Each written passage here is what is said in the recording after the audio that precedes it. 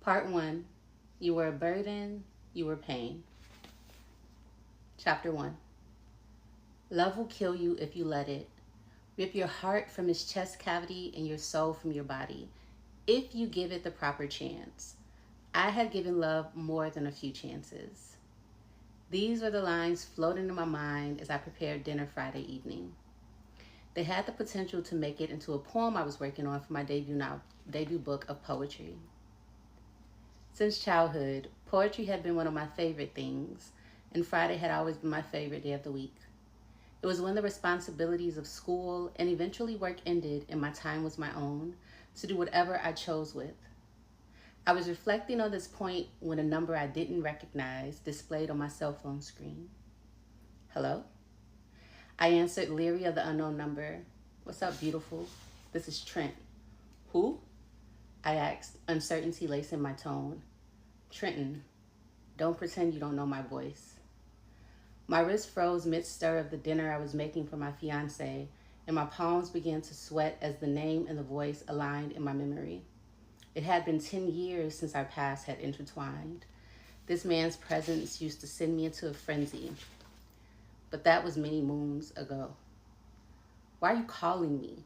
I asked, unable to accept the voice coming through my speakers and invading my home. I thought you would want to hear from me, you said, puffed up. You spoke in the silk-laden arrogance I had once found enticing. I could even hear the smug smile in your tone. Why would I want to hear from you? I chided.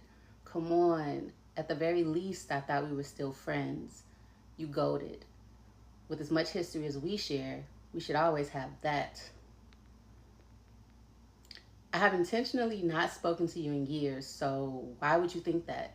You couldn't have thought that. I pressed, sitting on the edge of the bed and placing my palm to my forehead to calm my nerves.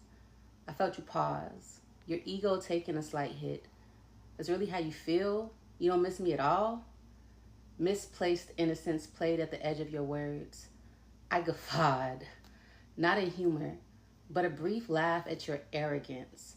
Long removed from any willingness to bite my tongue for you, my temper frothed.